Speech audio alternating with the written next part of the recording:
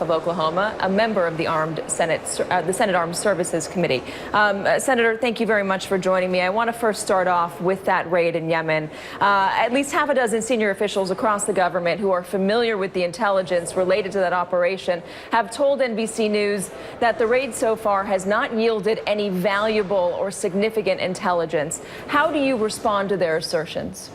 Well, first of all, I don't believe that, and I'm not sure that they're actually making that statement. You know, this thing was put together and was planned during the Obama administration. Then it was approved finally after a long period of time, not just by President Trump and not just by the vice president, but by Mattis and everybody else. Now, anytime you have an operation like this, you don't know exactly what you're going to produce.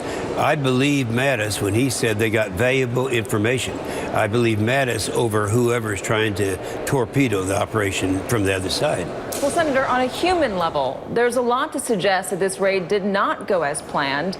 In addition to the death of Ryan Owens, 6 other service members were wounded, a $70 million aircraft was destroyed, and 25 Yemeni civilians were killed, and that includes 9 children who were under the age of 13. No. So is that consistent with a well-planned and highly successful operation? Is it worth it? No, something obviously, Katy, went wrong. It went wrong. Anything can go wrong in an operation like this, in covert operations. Things can't go off exactly as planned. You can't. It doesn't mean you shut down the tent. You don't try to find information that's going to save American lives. And of course, you can overly dramatize it, talking about the loss of lives in this thing. Yes, we all regret that something went wrong in this operation. But if this is the only one that you've heard in recent years even, I can tell you, you're not looking close enough, because every once in a while this is going to happen. You've got to get information from the enemy.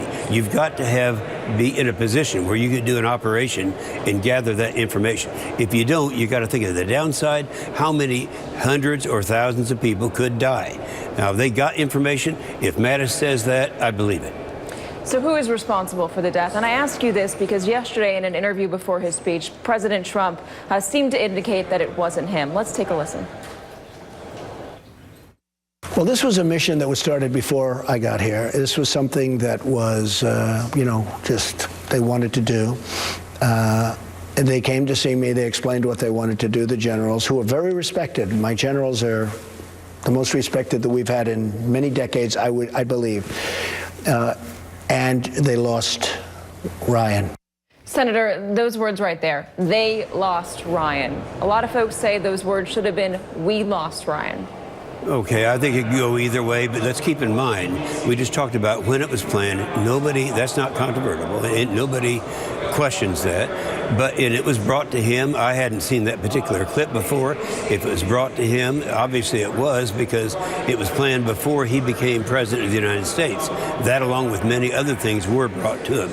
That had a timing on it. It had something that if you're going to go ahead and implement it, approve it, and go with it, it's going to have to be right now.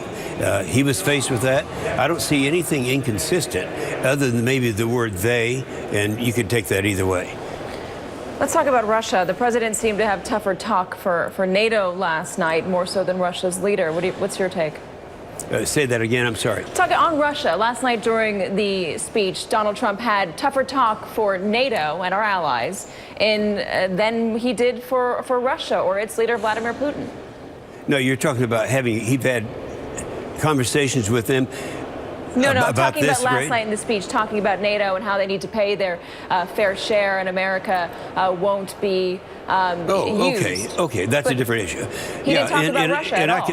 I can understand that. NATO is, well, of course, NATO is something that he at one time had said some negative things about, and yet he was referring to the fact that the burden sharing is not proper between the different countries, and so he is now a supporter of NATO. I just got back. I got back from Afghanistan. I got back from several of the countries over there, and they're very pleased that NATO is a very integral part, and we're participating. However, they even admit that they have not been paying their share, and that's a major issue. Now, as far as talking to Russia is concerned, that's not what NATO's all about. Yeah, I understand that, but why go so hard on NATO in a speech last night, or NATO period, and not go hard on Russia as well? Why leave it out entirely? There's been a lot of questions surrounding Donald Trump and his ties to Russia, his campaign and its ties to Russia. And these are questions that are still unanswered. Why would he not come out last night and stand very tough against Russia and its leader, and the incursions not only made into the Ukraine, but also politically here in the U.S.? Katy, you know, when you put together a major speech like that, you have to make a determination. Now, if he had mentioned Russia in any context at all, then you and several other people who might end up being his critics would find something about that to criticize him for.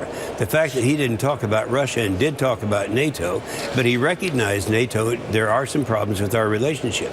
I don't see anything that is a problem in terms of not directly talking about Russia, because he knew the criticism he would get if he did that. He was trying, and I think he succeeded in making a very positive statement, looking at the future. It's optimistic, and good things are going to happen to America. We haven't heard that in a long time. I think he successfully did that. Respectfully, Senator, I don't count myself among Donald Trump's critics. I count myself as a journalist. But thank you so much for joining us. We really do appreciate it. Senator James Inhofe, Republican of Oklahoma, excuse me. Thank you very much. The Dow skyrockets.